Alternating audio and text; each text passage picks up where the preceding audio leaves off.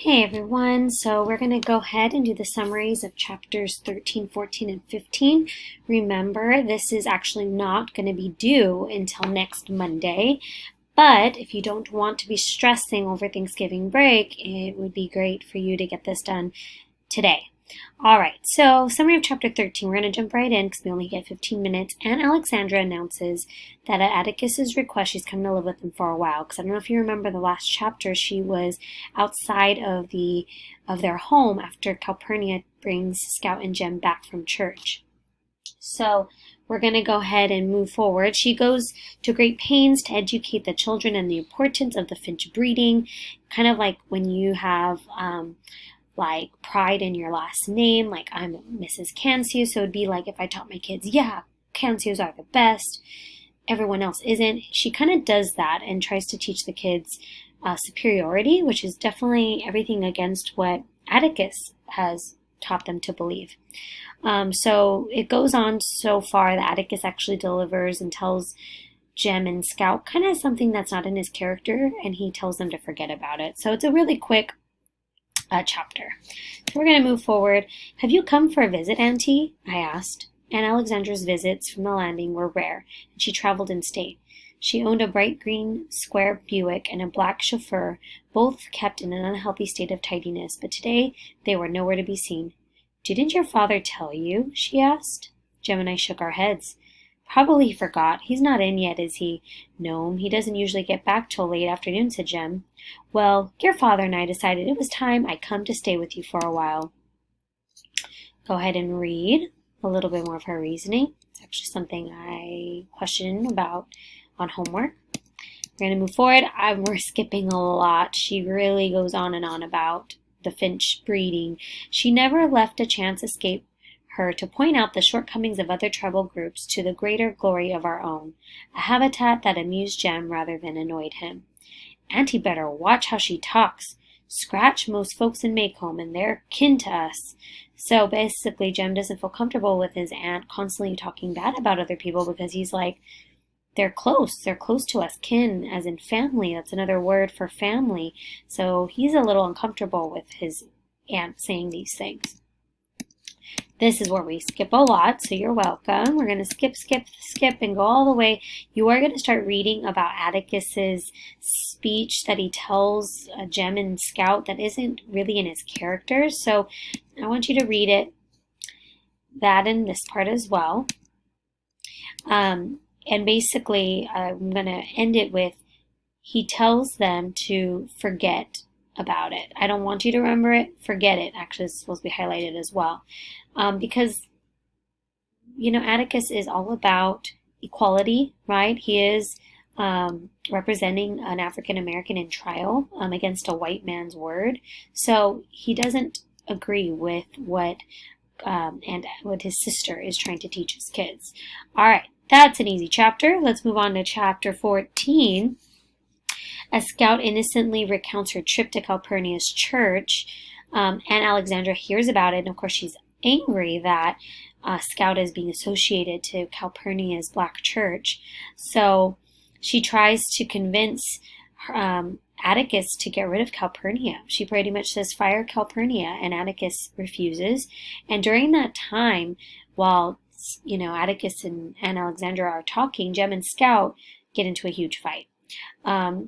Jem isn't as close to Scout. He's getting older, so Scout feels kind of disconnected from her brother. So we'll read a part in the novel that's pretty funny about when they fist fight. I don't know if you ever got into a fight with your sibling, if you have siblings or a cousin. It's obviously kind of more playful, but obviously you can get hurt, obviously, as a kid. So they get in trouble and they get sent to bed early, and some interesting things happen where they think they find a snake, but it's not a snake. So let's move forward. We're going to go ahead and move on to this part. I remembered something, yes'm, and she promised I could come out to her house. This is Scout saying this about Calpurnia some afternoon. Atticus, I'll go next Sunday to church, if that's all right, can I? Cal said she'd come get me if you were off in the car. You may not. Aunt Alexandra said it. I wheeled around, startled, then turned back to Atticus in time to catch her swift glance at her, but it was too late. I said I didn't ask you. This is Scout saying this to her aunt. You can imagine you saying that to your aunt. Obviously, she gets disciplined by Atticus, and you can read a little bit more of what's being said. And don't try to get around it. You've got to face it sooner or later. It might as well be tonight. We don't need her now. This is Aunt Alexandra saying this about Calpurnia. She's basically saying, hey, I'm living here now.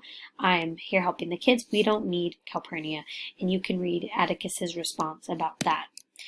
We're going to move on. So as they're talking, this is interesting. Jem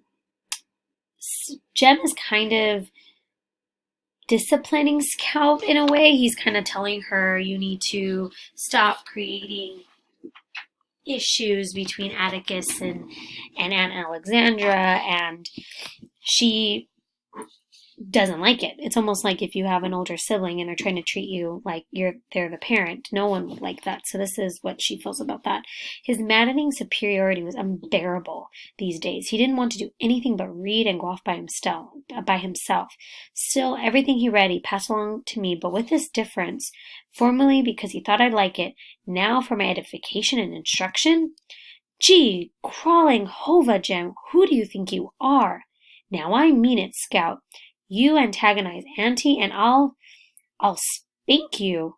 With that, I was gone. You damn Morphodite, I'll kill you.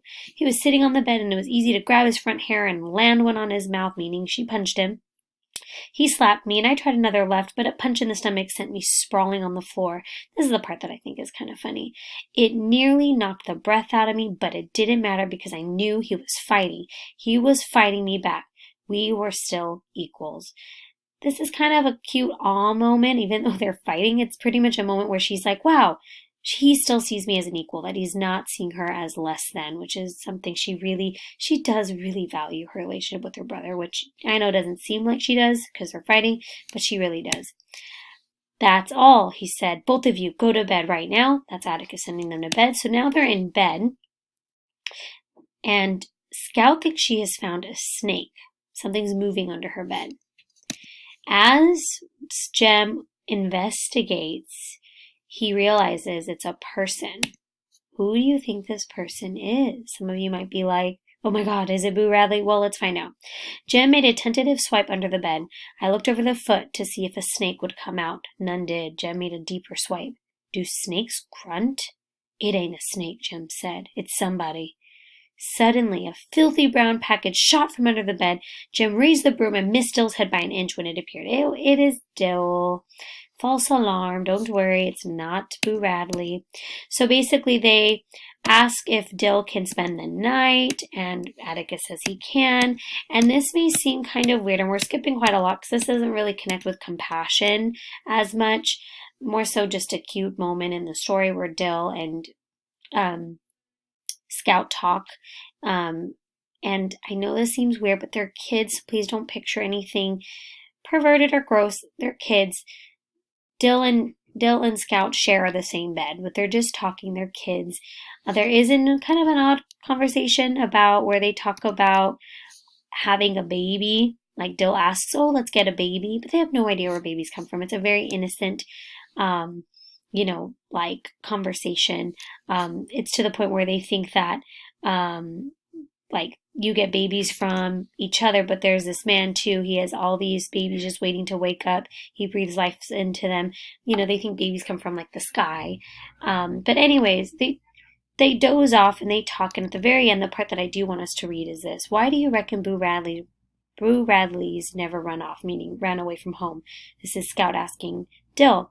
Dill sighed a long sigh and turned away from me. Maybe he doesn't have anywhere to run off to. ... This is actually a really sad moment because earlier we are kind of skipping it. Dill kind of shares that his parents don't really care that he runs away, that he's kind of move into different places to live, but yet Dill has found a home with Scout and Jem, and of course his aunt. But it's sad that there's this moment where Dill sees Boo's life from Boo's perspective, and he's like, wow, that's sad that Boo has nowhere to run off to, meaning he has no family, has no friends. So please answer those questions that are listed. Like I said, it's gonna be much easier if you got them done. A lot of the questions get answered while in this PowerPoint flipped classroom lecture. So take advantage. I'd rather you be able to sleep in a week from today instead of you having to deal with it all on spring break. So thank you so much and have a great night, everyone.